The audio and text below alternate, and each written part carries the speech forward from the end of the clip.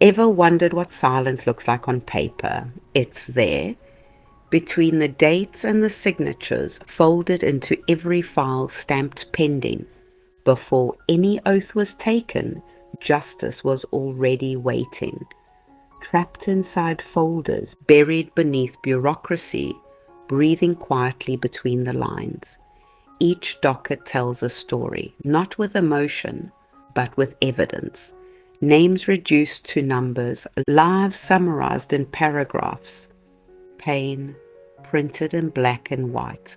Somewhere there are boxes stacked high, records of people who once believed that justice would remember them. And for a moment, maybe it did. A case was opened, a statement was filed, an investigation began.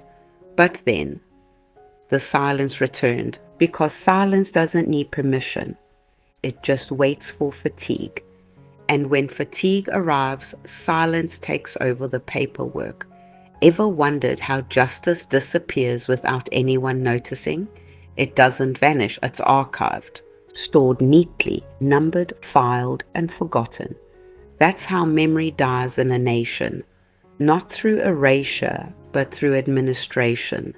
A docket becomes a coffin, a signature becomes a tombstone, and the truth becomes a ghost wandering through corridors, knocking softly on doors that never open. They say time heals, but time doesn't heal what has never been acknowledged. Time only buries. And buried truth doesn't decompose, it waits. Every unclosed case is a heartbeat that never stopped echoing. Every forgotten file is a promise still asking to be kept.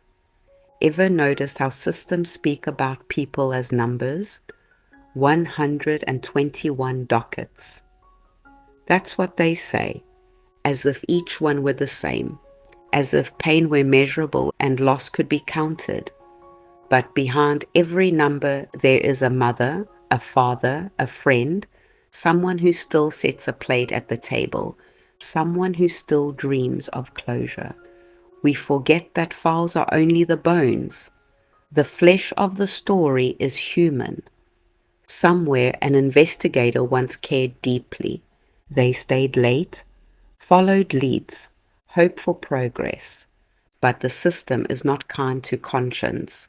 It rewards endurance, not empathy, and slowly even the sincere learn to file faster, to care less, to survive the weight of knowing too much, because to care deeply in a careless system is to drown quietly. Have you ever seen a file go missing? It doesn't scream, it doesn't cry, it just fades. Absorbed by the machine of indifference. Someone signs the wrong box. Someone else looks the other way. And the truth, once alive, slips into the invisible dash. Not destroyed, just misplaced.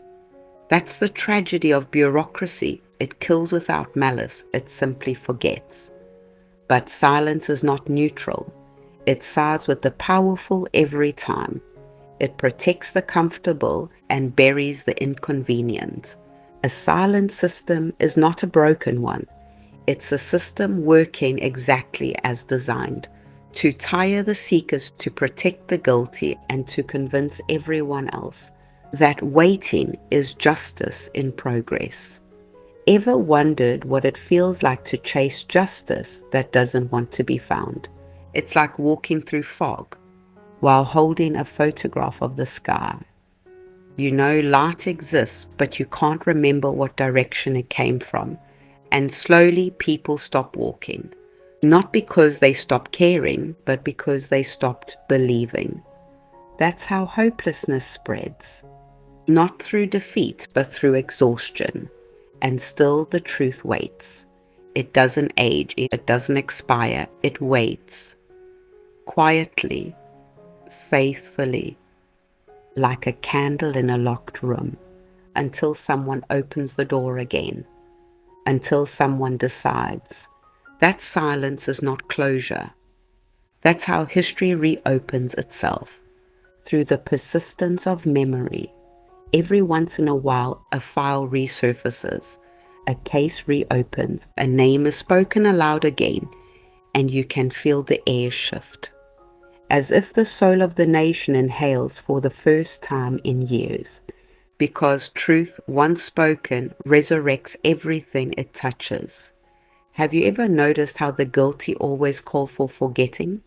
They call it moving on, but moving on without truth is just walking in circles.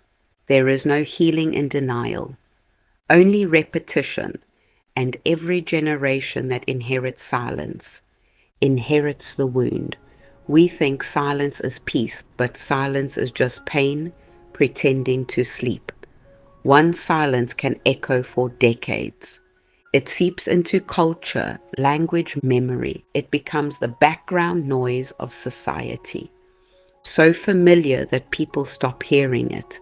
That's when the danger peaks, when injustice sounds normal. Somewhere right now, someone is reading an old file, their fingers tracing words written long before they were born, and something inside them stirs. A feeling, a question, a whisper. Why was this never finished? That question is the beginning of justice, because every time truth is remembered, a silence dies. Have you ever thought about what makes truth so persistent? It doesn't need witnesses. It only needs time. It's patient, like water finding cracks in stone. No matter how many times you try to seal it, it returns stronger, clearer, inevitable. That's what every forgotten docket is doing, waiting to be found again. If you listen carefully, you can almost hear them. The rustle of old pages, the whisper of names refusing to fade. They speak not in anger, but in longing. Longing for closure, for recognition, for truth to mean something again. Maybe that's the true work of awakening. Not just uncovering the corruption of today, but remembering the promises of yesterday. To lift the forgotten, to give silence a voice, to remind a nation that justice delayed is not only justice denied, but humanity deferred. Ever wondered why truth keeps returning? Because forgetting never works, because conscience never fully dies, because somewhere in the quiet space between denial and hope, there's always one person who can't let go of what was lost. And maybe that's how nations heal. One voice, one case, one file at a time. Before any oath is taken, before the next question is asked, the dockets are still there, waiting, breathing, remembering. And though the pages may yellow, the truth written on them remains unafraid of time. Because justice may rest, but it never sleeps. A moment of reflection, when silence becomes unbearable. It is not chaos. It is truth clearing its throat. And when truth finally speaks, even the paper will remember how to listen.